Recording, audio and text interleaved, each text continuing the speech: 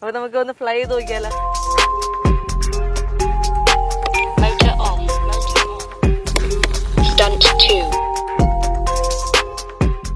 In case എന്തെങ്കിലും ഓടിക്കണം വരിയൊന്നുമില്ല, പേടിക്കണ്ട.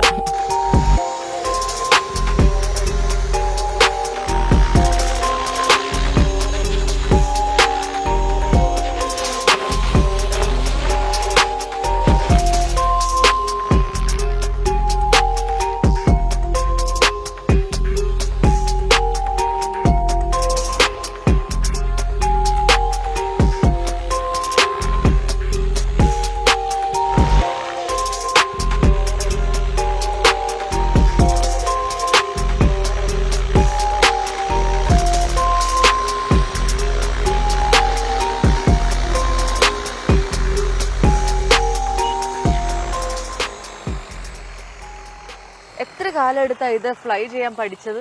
ഒരു 1 year പ്ലാനിങ്, പിന്നെ ഒരു 8 മാസത്തോളം ഇതിന്റെ പ്രാക്ടീസ് ഉണ്ടായിരുന്നു. പ്രാക്ടീസ് എവിടെയാ? അതായത് നമുക്ക് സിമുലേറ്ററിൽ സിസ്റ്റത്തിൽ നമുക്ക് ഇത് ചെയ്യാൻ പറ്റും, പ്രാക്ടീസ് ചെയ്യാൻ പറ്റും. അതിലാണെങ്കിൽ നമുക്ക് ക്രാഷ് ആയാലും കുഴപ്പമില്ല.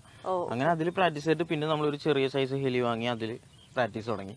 അങ്ങനെ ക്രാഷ് ഒക്കെ എന്തായാലും ഉണ്ടാവും. ഇതിലോട്ട് ഇറങ്ങാൻ തീരുമാനിച്ചിരിക്കുന്ന ആൾക്കാരൊക്കെ എന്തായാലും ക്രാഷ് പൈസ ചെലവാണ്, പൈസ എന്തായാലും മാറ്റി വെക്കണം. പിന്നെ ഇത് വാങ്ങാന്ന് വെച്ച് കഴിഞ്ഞാൽ ഒരു ഹെലികോപ്റ്റർ വരുമ്പോഴത്തേക്കും ഇതൊരു കിറ്റ് ആയിട്ടായിരിക്കും വരുന്നത്. ഇതിന് കംപ്ലീറ്റ് പാർട്സ് ആയിരിക്കും.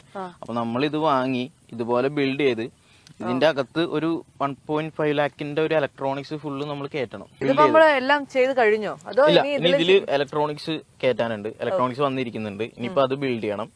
ഓക്കെ, പിന്നെ ബാറ്ററീസ്, റിമോട്ട് എല്ലാം നമ്മൾ സെപ്പറേറ്റ് വാങ്ങണം. നമുക്ക് ഒരു ഫുൾ സെറ്റപ്പ് ആയിട്ട് ഇത്രയും വലിയ ഹെലികോപ്റ്റേഴ്സ് കമ്പനി നമുക്ക് അങ്ങനെ കിട്ടില്ല. നമ്മുടെ ഒരു ഡ്രീം പ്രൊജക്ട് ആയിട്ട് അങ്ങനെ നിൽക്കുകയാണ്. ഇതിപ്പോ 700 സൈസ് ആണ്, നമ്മൾ ഫ്ലൈ ചെയ്യുന്നത് 600 സൈസ് ഹെലി. ഇങ്ങനെ ഒരു കാര്യത്തിലേക്ക് ഫുള്ളി ഡെഡിക്കേറ്റഡ് ആയിട്ട് ഇറങ്ങി കഴിഞ്ഞാൽ നമുക്ക് മറ്റു കാര്യങ്ങൾ ചെയ്യാനുള്ള ടൈമോ വർക്ക് ചെയ്യാനുള്ള ടൈമോ ഒക്കെ ഉണ്ടാവോ? ഇല്ല. നമ്മൾ ഡെയിലി മുടങ്ങാണ്ട് പ്രാക്ടീസ് ചെയ്യണം. എനിക്ക് പിന്നെ വേറെ പണിയില്ലാത്തതുകൊണ്ട് കുഴപ്പമില്ല. പക്ഷെ ഇത് വാങ്ങണമെങ്കിൽ നമുക്ക് എന്തെങ്കിലും പണിക്ക് പോകണമല്ലോ. ഞാൻ സിനിമോട്ടോഗ്രാഫറാണ്. അപ്പൊ അതാണ് നമ്മുടെ ജോലി. അപ്പൊ എപ്പോഴും അത് ഉണ്ടാവില്ലോ. ഇൻ ബിറ്റ്വീൻ ടൈമിൽ ടൈം സ്പെൻഡ് ചെയ്യാം. ഓക്കെ, ഒരിക്കലും ബ്രേക്ക് എടുക്കരുത്. അത്രയും പ്രാക്ടീസ് ആയിട്ട് മാത്രമേ ഇതിലോട്ട് ഇറങ്ങാവുള്ളൂ. കാരണം അത്രയും ഡേഞ്ചറസ് ആയിട്ടുള്ള മെഷീനാണ്, അത്രയും കോസ്റ്റ് ഉണ്ട്. ക്രാഷ് ആയി കഴിഞ്ഞാൽ അത്രയും രൂപ സ്പോട്ടിൽ പോകും. ഇത് ബിൽഡ് ചെയ്യുന്നത് തൊട്ടേ നമ്മൾ ഭയങ്കര കെയർഫുൾ ആയിരിക്കണം. ഓരോ സ്ക്രൂസും നമ്മൾ ത്രെഡ് ലോക്ക് ഇടാൻ മറക്കരുത്. മറന്നു കഴിഞ്ഞാൽ അത് ഏറിപ്പോയി കഴിഞ്ഞാൽ അത് ക്രാഷ് ആവും, തെറിച്ചു പോകും. പിന്നെ ഇതിപ്പോ ഒരു ഫ്ലൈ കഴിഞ്ഞാലും അതിന്റെ ഇത് ഭയങ്കര വൈബ്രേഷനാണ് ഇത് ഏറി ചെന്ന് കഴിഞ്ഞാൽ. അപ്പൊ ഇതിന്റെ ഓരോ സ്ക്രൂസും, മൈന്യൂട്ട് സ്ക്രൂസ് വരെ നമ്മൾ ചെക്ക് ചെയ്യണം. ലൂസ് ആണെങ്കിൽ അത് അഴിച്ച് ത്രെഡ് ലോക്കിന് ചെയ്ത് ഇൻസേർട്ട് ചെയ്തിട്ട് വേണം, നമ്മളെല്ലാം ചെക്ക് ചെയ്തിട്ട് വേണം നെക്സ്റ്റ് ഫ്ലൈക്ക് ഇനി എടുക്കാനായിട്ട്. ഇതിന് എത്ര രൂപയാവും?